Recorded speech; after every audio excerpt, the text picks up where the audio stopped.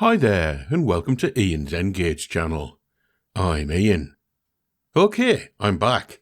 I've had a short break from video production, but we're starting 2026 with a bang, as this is officially video number 200. Since it's the first upload of the year, I'm laying out everything I have planned for the next 12 months. But before we get into it, I want to take a second to say a huge thank you for sticking with me through 200 videos of experiments, reviews, new arrivals, and a distinct lack of track laying. It's been a great ride so far, and I'm glad to have you along for it. Now, before we look forward, let's look back at how we did against last year's plan.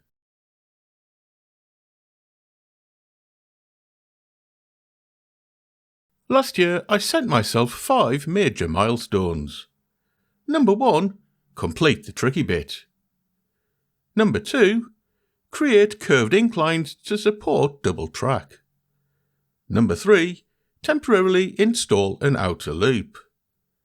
Number 4, temporarily install an inner loop. And number 5, complete the track work at Mantlethorpe Station.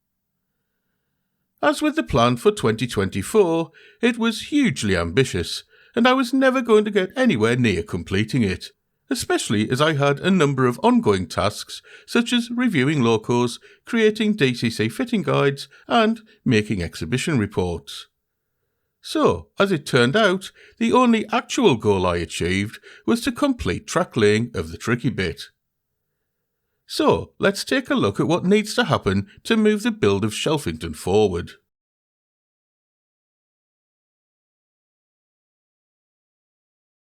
I'll reiterate for those who haven't followed my whole journey. Both my inner and outer loop ends are on inclines. So, before I can start working on them, I need to figure out how I'm going to construct the inclines that they sit on.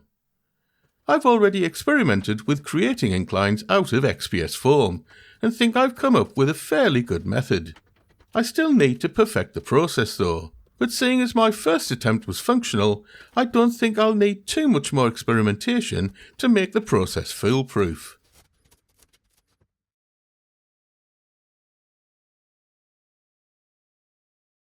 Once I've figured out a foolproof way to construct the curved inclines, I can begin work on the loops, starting with the inner loop. I'll tackle the inner loop in stages, and for the first stage we'll be happy to have the track temporarily laid with points being controlled manually, if installed at all. Once I've got a working inner loop, however temporary, a major milestone will have been achieved, as it means that the test track will have been removed, and playing trains will take place on the main layout for the first time. Actually, it's not just playing trains, it means running locos in, performing loco reviews, and filming running sessions will all take place on Shelfington for the very first time.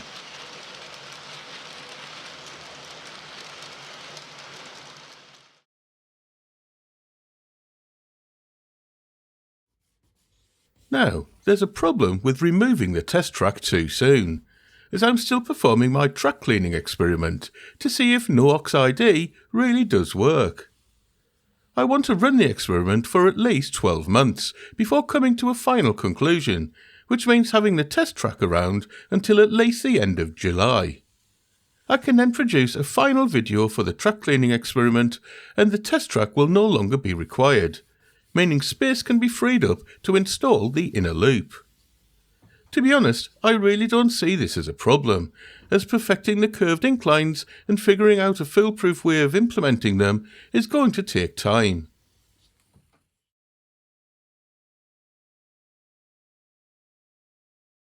Something else that's going to take time is creating the electronics for a homemade DCC interface module.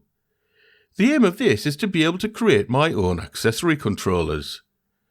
I'll use the DCC interface module to read commands from the DCC bus using a microprocessor, such as an Arduino. The microprocessor will then interpret the DCC commands and perform some action, such as move a servo, change a light, or play a sound. While I'm no electronics expert, I've been beavering away on a design for this for months, and feel confident that I'll be able to get the interface working in the first half of this year.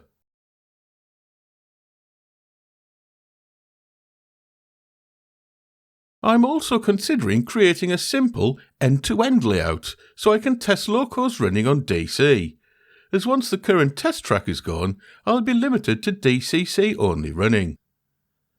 This is because a DC signal will destroy much of the sensitive electronics that Shelfington uses, such as the bus spike suppressors and autofrogs. While the main idea is that the micro layout will only be used for testing locos running on DC, I could also have some fun with it. For instance, I could use it as a testbed for perfecting modelling techniques that I've not had much practice at, such as track painting and ballasting, point motor installation, kit building and weathering. Ideas I've had so far for the micro layout include making a dockside scene, or a traction maintenance depot, or a country station scene, or maybe a small quarry.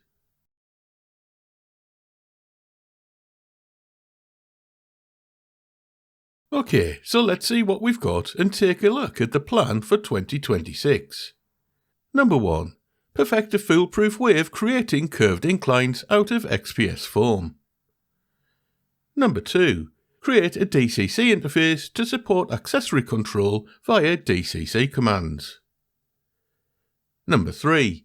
Create a micro layout that can be used to test locos running on DC. Number 4. Complete the track cleaning experiment that's currently underway on the test track. Number 5. Temporarily install track for the inner loop of Shelfington. I think previous year's plans have definitely been overambitious, but I'm confident that most of these 5 milestones are probably achievable.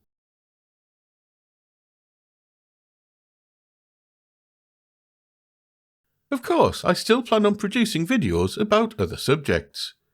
I'll continue to perform local reviews, and already have 3 or 4 in mind.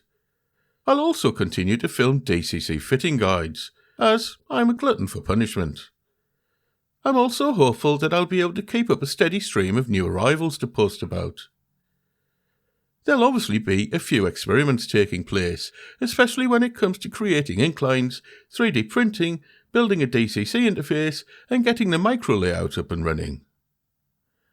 I'll also be attending some model railway exhibitions, and hopefully some heritage railways too, and will post videos about my visits. I'm sure there'll be other things to make videos about too, and I look forward to discovering what they are as the year progresses. Okay, so there you have it, the plan for 2026.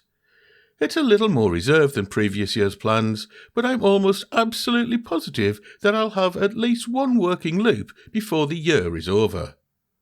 Probably. Anyway, as usual, let me know what you think. In the meantime, thanks ever so much for watching. Hopefully I'll have an update on my progress soon. Bye.